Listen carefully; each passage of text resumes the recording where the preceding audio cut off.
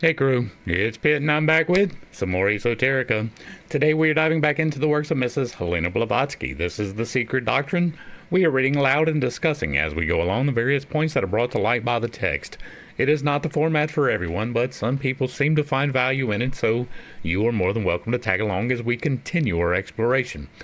Before we begin, however, if you are unfamiliar with me, any of my unconventional beliefs, or if at any point in time I lose you in the terminology, there will be several playlists linked in the corner above, in the box down below, along with the original source material, so that you can get a better understanding of who I am and why I say the things that I do.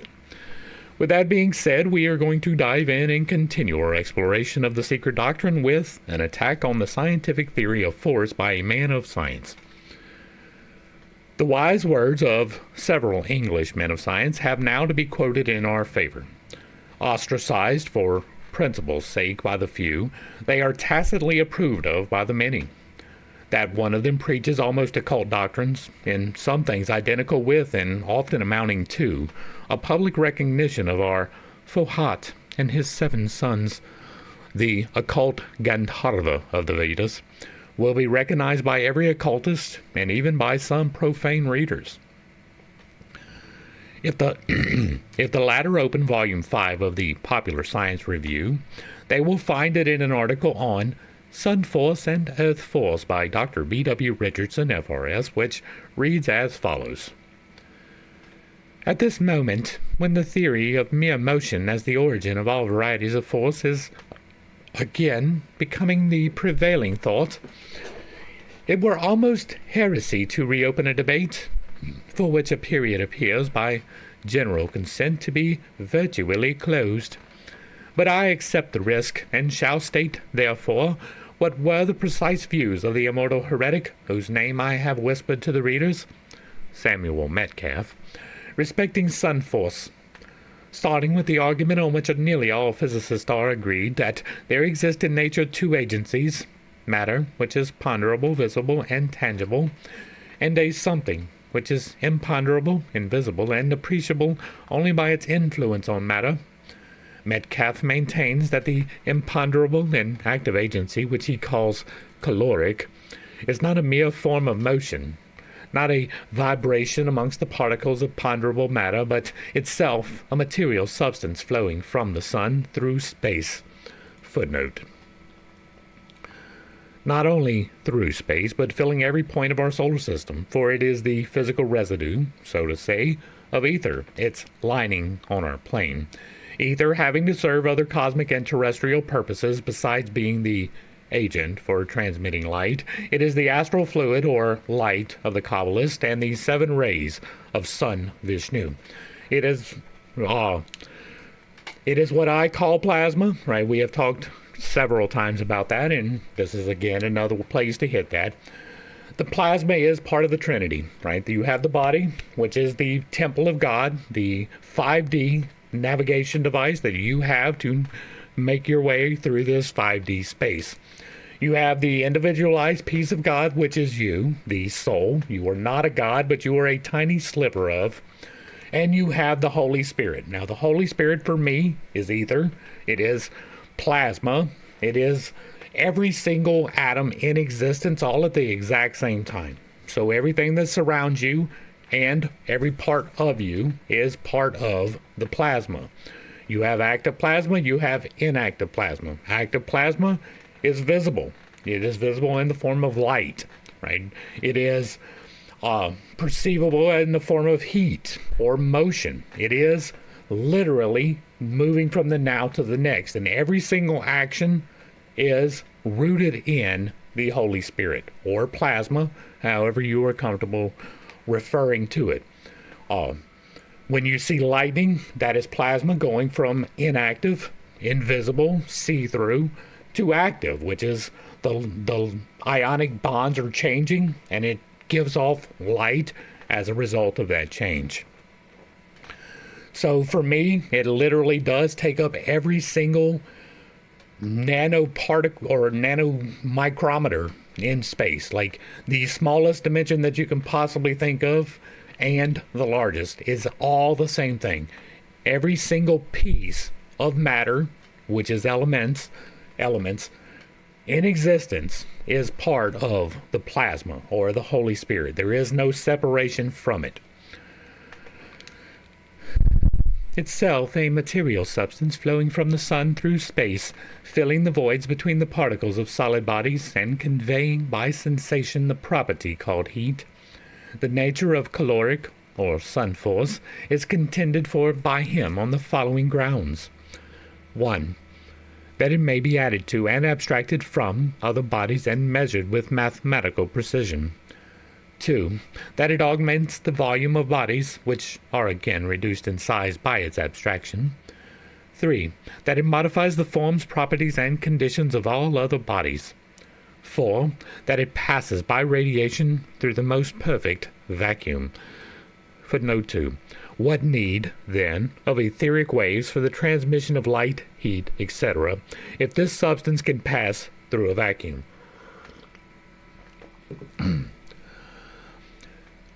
The most perfect vacuum that can be formed, in which it produces the same effects on the thermometer as in the atmosphere. 5. That it exerts mechanical and chemical forces which nothing can restrain, as in volcanoes, the explosion of gunpowder and other fulminating compounds. That is a clue right there. 6. That it operates in a sensible matter on the nervous system, producing intense pain, and when in excess, disorganization of the tissues. That is another clue. As against the vibratory theory, Metcalfe further argues that if caloric were a mere property or quality, it could not augment the volume of other bodies. For this purpose, it must itself have volume, it must occupy space, and it must, therefore, be a material agent. If caloric were only the effect of vibratory motion against the particles of ponderable matter, it could not radiate from hot bodies without the simultaneous transition of the vibrating particles. But the facts stand out that the heat can radiate from material ponderable substance without loss of weight of such substance. With this view as to the material nature of caloric or sun force, with the impression firmly fixed on his mind that everything in nature is composed of two descriptions of matter, the one essentially active and ethereal, and the other passive and motionless. Footnote. And how can it be otherwise? Gross, ponderable matter is the body, the shell of matter or substance, the female passive principle. And this phohatic force is the second principle, prana, the male and the active. On our globe, this substance is the second principle of the septenary element, earth. In the atmosphere, it is that of air, which is the cosmic gross body. In the sun, it becomes the solar body, and that of the seven rays. Inside real space, it corresponds with another principle, and so on. The whole is a homogeneous unity alone. The parts are all differentiations. That I agree with. That is much closer to my theory of plasma than it is to many of the other theories out there. Metcalfe based the hypotheses on the sun force or caloric as a self-active principle. For its own particles, he holds, it has repulsion. For the particles of all ponderable matter, it has affinity. It attracts the particles of ponderable matter with forces which vary inversely as the squares of the distance. It thus acts through ponderable matter. If universal space were filled with caloric sun force alone, without ponderable matter, caloric would be an inactive and would constitute a boundless ocean of powerless or quiescent ether, because it would then have nothing on which to act, while ponderable matter, however inactive of itself, has certain properties by which it modifies and controls the actions of caloric, both of which are governed by immutable laws that have their origin in the mutual relations and specific properties of each. And he lays down a law which he believes is absolute and which is thus expressed. By the attraction of caloric for ponderable matter, it unites and holds together all things. By its self-repulsive energy, it separates and expands all things. This, of course, is almost the occult explanation of cohesion. Dr. Richardson continues.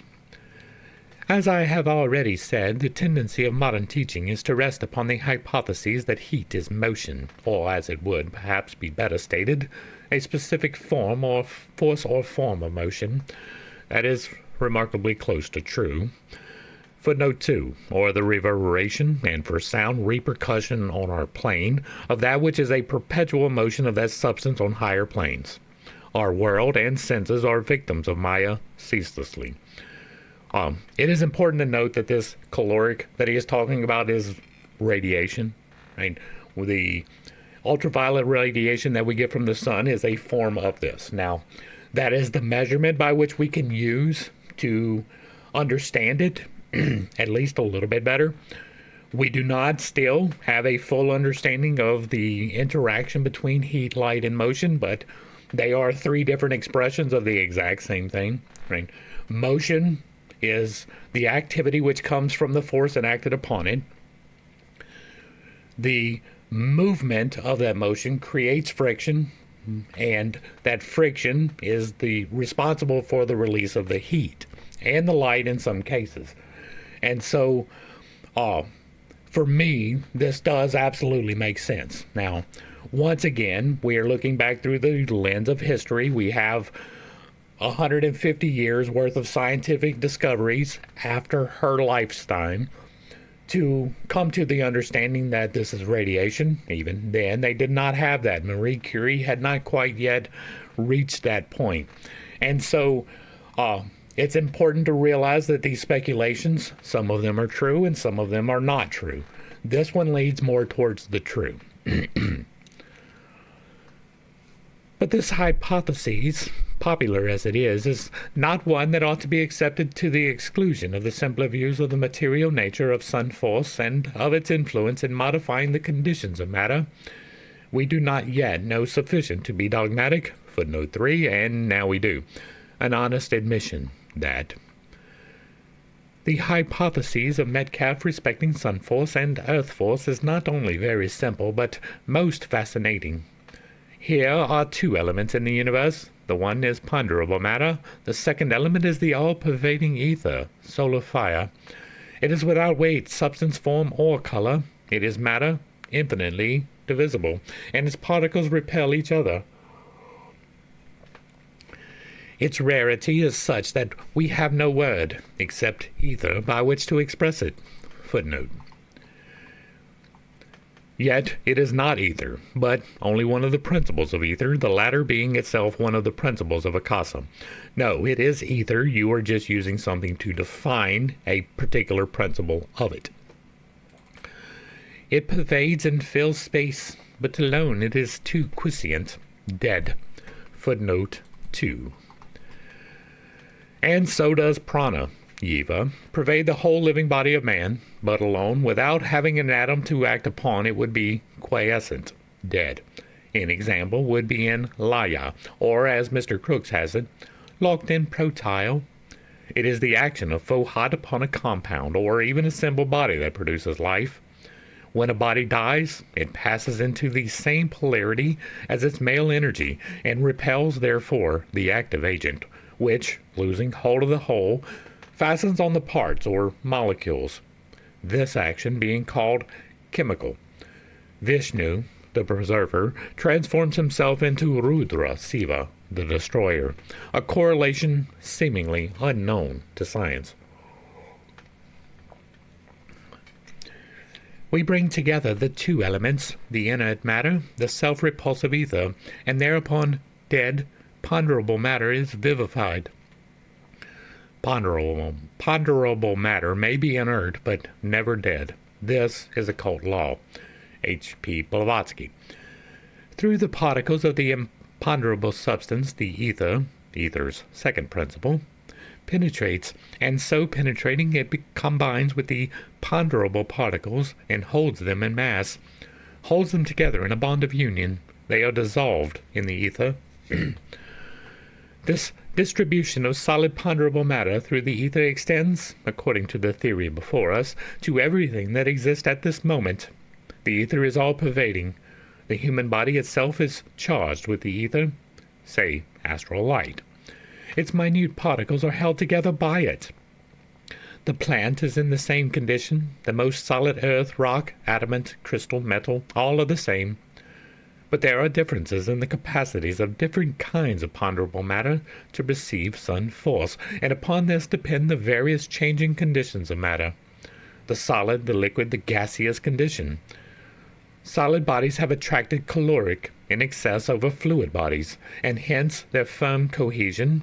When a portion of molten zinc is poured upon a plate of solid zinc, the molten zinc becomes as solid because there is a rush of caloric from the liquid to the solid, and in the equalization the particles, previously loose or liquid, are more closely brought together.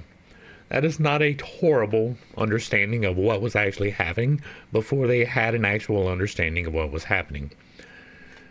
Metcalfe himself, dwelling on the above-named phenomena and accounting for them by the unity of principle of action, which has already been explained, sums up his argument in very clear terms in a comment on the densities of various bodies. Hardness and softness, he says, solidity and liquidity are not essential conditions of bodies, but depend upon the relative proportions of ethereal and ponderable matter of which they are composed. The most elastic gas may be reduced to the liquid form by the abstraction of caloric, and then and again converted into a firm solid, the particles of which would cling together with a force proportional to their augmented affinity for caloric. On the other hand, by adding a sufficient quantity of the same principle to the densest metals, their attraction for it is diminished when they are expanded into the gaseous state, and their cohesion is destroyed. Having thus quoted at length the heterodox views of the great heretic, views that need only a little alteration of terms here and there, the same eminent scientist, an original and liberal thinker, undeniably, proceeds to sum up those views and continues. I shall not dwell at great length on this unity of sun, forth, and earth, which this theory implies, but I may add that out of it, or out of the hypotheses of mere motion as force, and of virtue without substance, we may gather, as the nearest possible approach to the truth on this, the most complex and profound of all subjects, the following inferences. A. Space, interstellary, interplanetary, intermaterial, interorganic, is not a vacuum, but is filled with a subtle fluid or gas, which, for want of a better term, footnote 1, verily, unless the occult terms of the Kabbalist are adopted, which, for want of a better term, we may still call, as the ancients did, aether. Solar fire, ether. This fluid, unchangeable in composition, indestructible, invisible, footnote 2, unchangeable only during the Manvantaric period, after which it emerges once more into Mulu Prakriti, invisible forever in its own essence, but seen in its reflected coruscations, called the astral light by the modern Kabbalist, yet conscious and grand beings clothed in that same essence move in it. Indestructible, invisible, pervades everything, in all ponderable, in all matter. Footnote 3. One has to add ponderable to distinguish it from that ether which is matter still through a substratum. The pebble in the running brook, the tree overhanging, the man looking on is charged with the ether in various degrees. The pebble less than the tree less than man. All in the planet is in like manner so charged. A world is built up in ethereal fluid and moving through a sea of it. I agree. B. The ether, whatever its nature is from the sun and from the suns. Footnote 4. The occult science reverse that statement and say that it is the sun, and all the suns that are from it, which emanate at the Manvantaric dawn from the central sun. The suns are the generators of it, the storehouses of it, the diffusers of it. I do not agree with generators, but it is definitely storehouses and it is definitely diffusers. Footnote 5. Here, we decidedly beg to differ with the learned gentleman. Let us remember that this ether, whether akasa is meant by the term or its lower principle, ether, is septenary. Akasa is a deity in the allegory and the mother of Martadana, the sun, the Devimatri, mother of the gods. In the solar system, the sun is her buddhi and Vahan, the vehicle, hence the sixth principle. In cosmos, all the suns are the Kamarupa of Akasa, and so is ours. It is only when regarded as an individual entity in his own kingdom that Surya, the sun, is the seventh principle of the great body of matter. And all of that is speculation. So, C. Without the ether, there could be no motion. Without it, particles of ponderable matter could not glide over each other. Without it, there could be no impulse to excite those particles into action. D. Ether determines the constitution of bodies. Were there no ether, there could be no change of constitution in substance. Water, for instance, could only exist as a substance, compact and insoluble, beyond any conception we could form of it. We could never even be ice, never flint, never vapor, except for ether.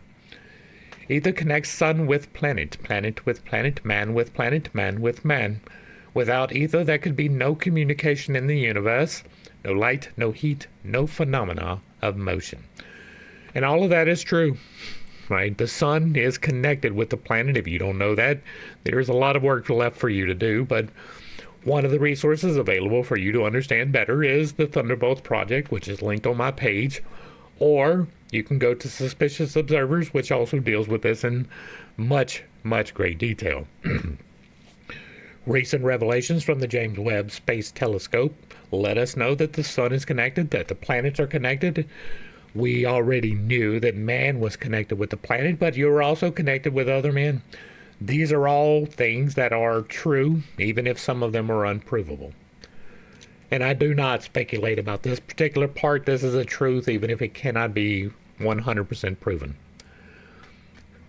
I know, I'm violating my own rule there, but thus, we find that ether and elastic atoms are, in the alleged mechanical conception of the universe, the spirit and soul of cosmos, and that the theory, put it in any way and under whatever disguise, always leaves a more widely opened issue for men of science to speculate beyond the line drawn by modern materialism, or call it agnosticism rather, to be more correct. Footnote. Brutal but frank materialism is more honest than Janus-faced agnosticism in our days. Monism is the Pecksniff of modern philosophy, turning a pharisaical face to psychology and idealism, and its natural face of a Roman augur, swelling his cheek with his tongue to materialism. The monists are worse than the materialist, because while looking at the universe and the psycho-spiritual man from the same negative standpoint, the latter put their case far less plausibly than skeptics of Mr. Tyndall's or even Mr. Huxley's stamp. Hebert Spencer, Bain, and Lewes are more dangerous to universal truth than Buckner. To be more correct, than the majority avails itself of. Atoms, ether, or both, modern speculation cannot get out of the circle of ancient thought, and the latter was soaked through with archaic occultism. Undulatory or corpuscular theory, it's all one. It is speculation from the aspects of phenomena, not from the knowledge of the essential nature of the cause and causes. When modern science has explained to its audience the late achievements of Bunsen and Kirchhoff, and shown these 7 colors, the primary of a ray which is decomposed in a fixed order on a screen, and described the respective lengths of luminous waves, what has it proved? It has justified its reputation for exactness in mathematical achievement by measuring even the length of a luminous wave, varying from about 760 millionths of a millimeter at the red end of the spectrum to about 393 millionths of a millimeter at the violet end. But when the exactness of the calculation with regard to the effect on the light wave is thus vindicated, science is forced to admit that the force which is the supposed cause, is believed to produce inconceivably minute undulations in some medium, generally regarded as identical with the ethereal medium. Footnote 2. Geology by Professor A. Winchell. And that the medium itself is still only a hypothetical agent. Auguste Comte's pessimism with respect to the impossibility of knowing someday the chemical composition of the sun has not been belied 30 years later by Kirchhoff as claimed. The spectroscope has helped us to see that the elements, with which the modern chemist is familiar, must, in all probability, be present in the sun's outward robes, not in the sun itself.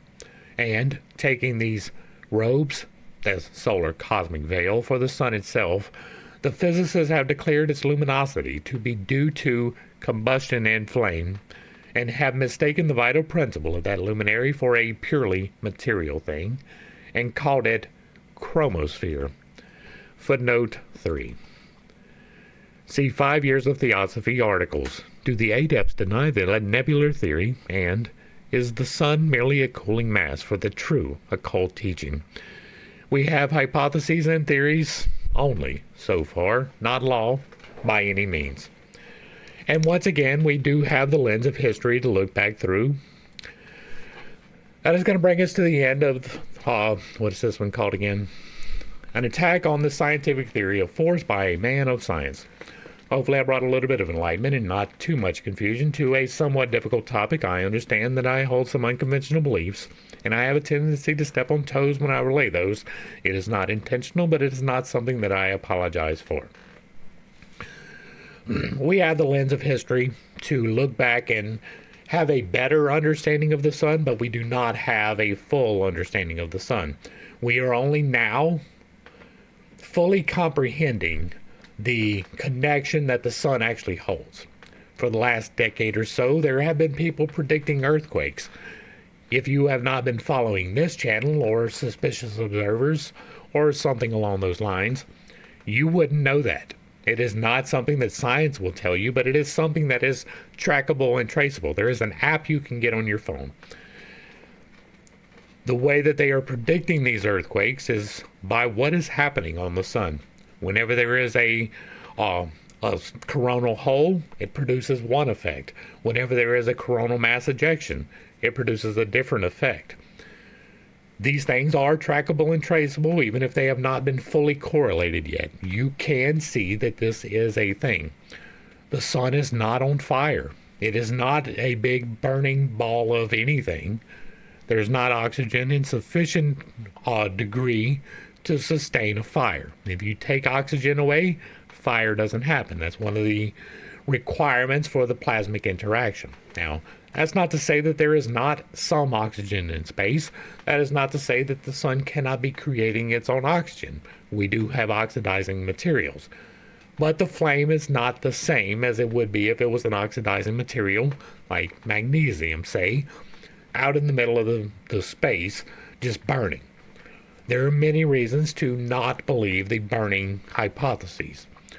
What is much more likely is that it is a conduit, that it is like a filament in a light bulb, and there is an electrical source coming from somewhere deeper out in space, and it is being transmitted to us in the exact same way that a light bulb does. It takes the electricity, converts it into heat and magnetism, and dispenses it into our solar system.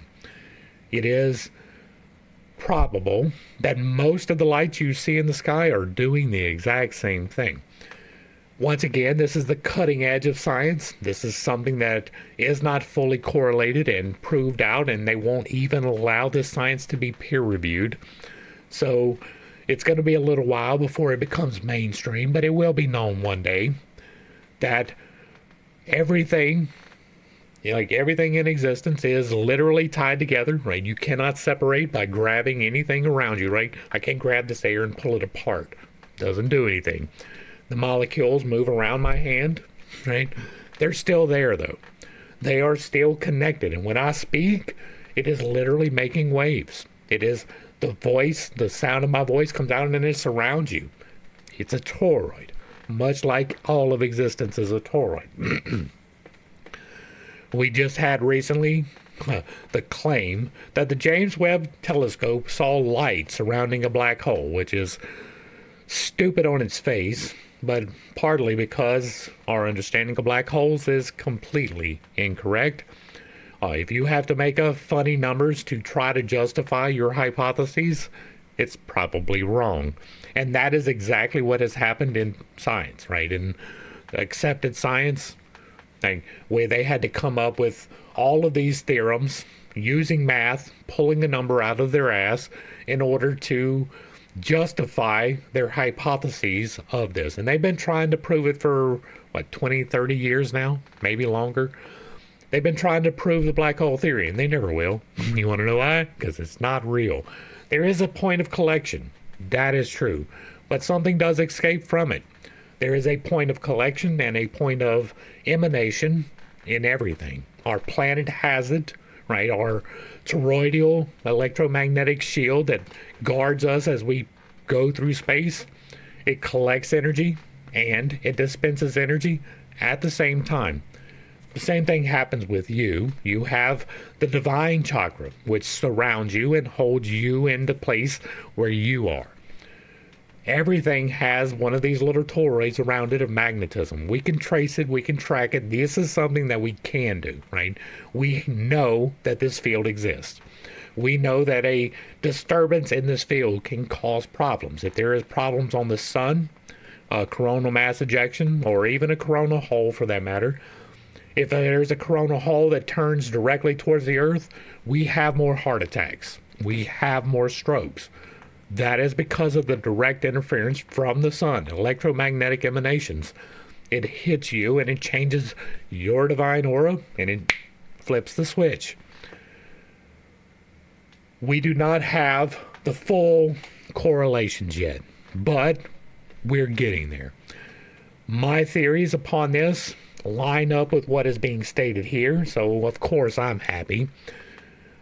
Many of the more ethereal theorems, right? The Maya and the Manvantaric eras and all that's all speculation to me. They may be true, it may be correct, but we do not have a way to verify them. You can believe in speculation. I believe in many of them. We have talked about several of them here today. I believe in these speculations, but they are things that cannot be proven true. And so, even my own things, I take with a grain of salt. The things I believe in, I am willing to be corrected on, and being corrected is a very important part of getting to the truth.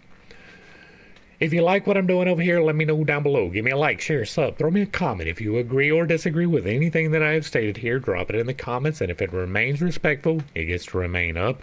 If there is another work you would like to see discussed in the manner that we are doing here, drop that in the comments as well. And if you really like what I'm doing, hit me with that super thanks. It will be greatly appreciated. To the crew, thanks for hanging out. I appreciate every single minute that you are here with me, and I am praying for you every single day. Until next time, I love you. God loves you. You are perfect, whole, and complete just the way that you are. And this has been Pitt's Take. Peace.